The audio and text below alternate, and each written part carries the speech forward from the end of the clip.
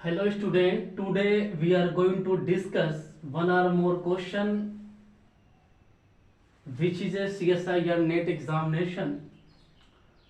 Today we are going to discuss a concept of automorphism. Now, what is the automorphism, what are says and the concept and some results. Just application we know.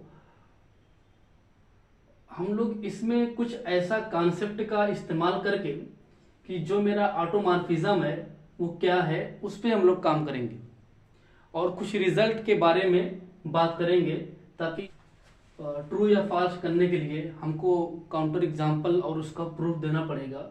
एक बात पहले मैं आपको बता दूं कि जब जब हम कॉन्सेप्ट की बात करेंगे, जब जब हम किसी स्टेटमेंट्स का जब हम किसी स्टेटमेंट को ट्रू करेंगे तो सबसे पहले उसका प्रूफ देंगे। ये नहीं कि मैं उसको काउंटर एग्जांपल से सही करूं, ऐसा नहीं होता है। जब आप किसी स्टेटमेंट को ट्रू करते हो तो उसका यही लॉजिक है कि आप उसको प्रूफ करो, आप उसका प्रूफ दो। उसका यही लॉजिक है कि आप उसका प्रूफ दीजिए। आप अगर आप काउंटर एग्जांपल से ऑप्शन डिस्कार्ड होते हैं, काउंटर एग्जाम्पल से आपके जो ऑप्शंस हैं वो आपके डिस्कार्ड होते हैं, लेकिन किसी थ्योरम का जब हम प्रूव करते हैं तो वो जो मेरा थ्योरम होता है वो सबके लिए ट्रू होता है। तो ये जब जब मैं इनमें से कोई ऑप्शन को ट्रू करूंगा तो सबसे पहले कि मैं उसका प्रूफ दूंगा या फिर उसका कुछ ना कुछ मैं लॉजिक दूंगा। ऐसा नहीं है कि मैं इसके लिए दो चार काउंटर एग्जाम्पल दे दिया आपको फिर ये आपका ट्रू हो गया, ऐसा नहीं होता है। क्योंकि मेरा जो ये ऑप्शंस हैं ये मल्टीपल में ऑप्शन है और मल्टीपल में चूज हो सकते हैं, करेक्ट 1 2 3 जो भी। लेकिन जब जब किसी हम स्टेटमेंट को ट्रू करेंगे तो उसका प्रूफ हमको लिखना ही पड़ेगा या फिर हमको उसका लॉजिक देना ही पड़ेगा। आइए हम लोग इस वीडियो में सीखने वाले हैं कि हाउ टू थिंक, कैसे सोचते हैं किसी क्वेश्चन के approach. Let automorphism, let aut G denote the group of automorphism of G, then which of the following are true.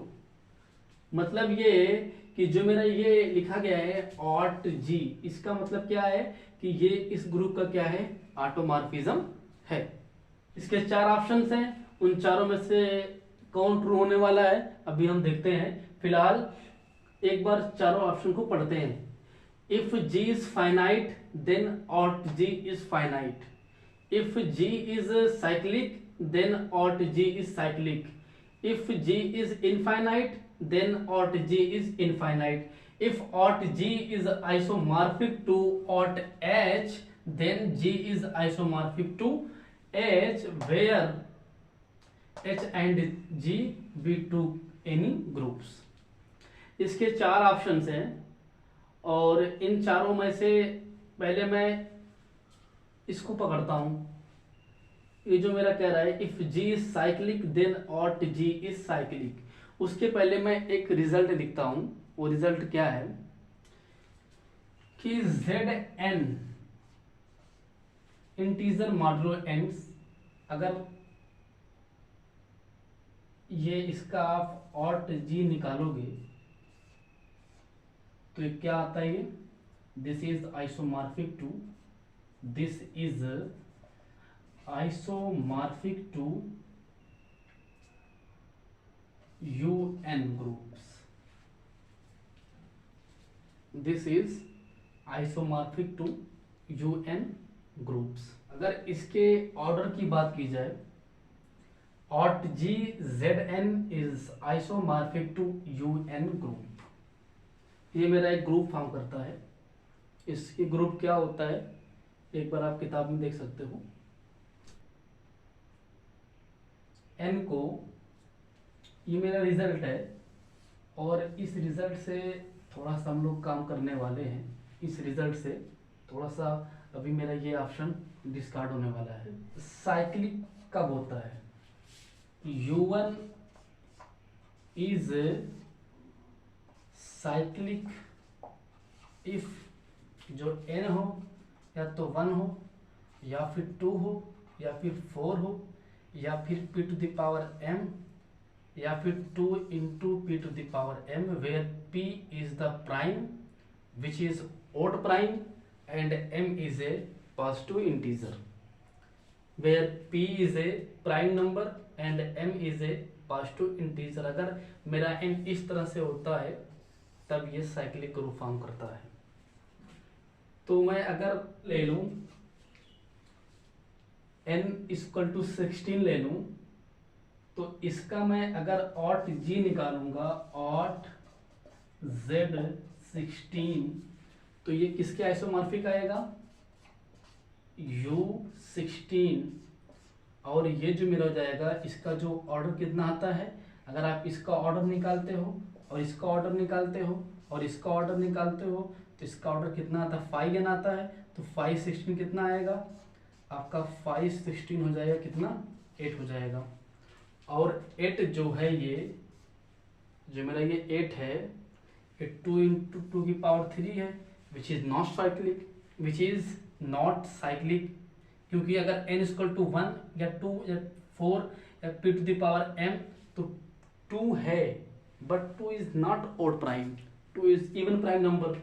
तो ये मेरा साइक्लिक ग्रुप लेके चला था मैं, और मैं ये प्रूव कर दिया कि जो ऑट जी आने वाला है वो साइक्लिक नहीं आने वाला है। तो इस काउंटर एग्जांपल से मेरा ये गलत हो गया। If g is finite then aut g is finite.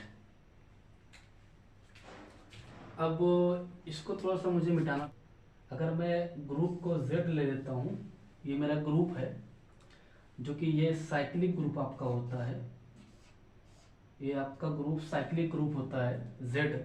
और मैं अगर इसको साइक्लिक ग्रुप ले लिया, फिर क्या करूंगा मैं कि इसका अगर ऑटोमॉर्फिज्म निकालूंगा, अगर मैं इसका ऑटोमॉर्फिज्म निकालूंगा तो इसके ऑटोमॉर्फिज्म कितने आएंगे उसके बारे में बात कर लेते हैं हम लोग। तो ऑटोमॉर्फिज्म कितने आएंगे इसके, जरा एक बार। तो ऑट जी ऑटोमॉर्फिज्म क्या होता है, पहले इस पर थोड़ा सा एक लाइन बोल देता हूं मैं। ऑटोमॉर्फिज्म आपका वो होता है कि आप एक पहले ग्रुप लीजिए, आपने कोई एक ग्रुप ले लिया, आपने कोई एक ग्रुप ले लिया। दूसरी बात, उसी ग्रुप से उसी ग्रुप पर आपने अगर एक ऐसा फंक्शन डिफाइन किया कि जो 1 1 है, ऑनटू भी है और होमोमॉर्फिज्म भी है, तो फिर मैं कहूँगा वो मेरा क्या है, फंक्शन ऑटोमॉर्फिज्म है। उसी ग्रुप पर अगर आपने एक ऐसा फंक्शन डिफाइन किया जिससे आपका वो फंक्शन अगर 1 1 भी है, ऑनटू भी है और होमोमॉर्फिज्म भी है, तब फिर मैं कहूँगा कि जो मेरा वो फंक्शन है वो ऑटोमॉर्फिज्म है। तो ये मेरा z प्लस, अगर मैं ऑट एक फंक्शन डिफाइन करूं, f z से z is defined by is defined by means what, f of x equal to x, f of x equal to x।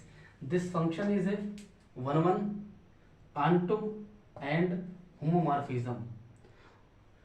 This function is a 1 1 onto and homomorphism। तो automorphism एक तो मेरा ये हो गया 1 1, और this is the identity function, this is the identity function.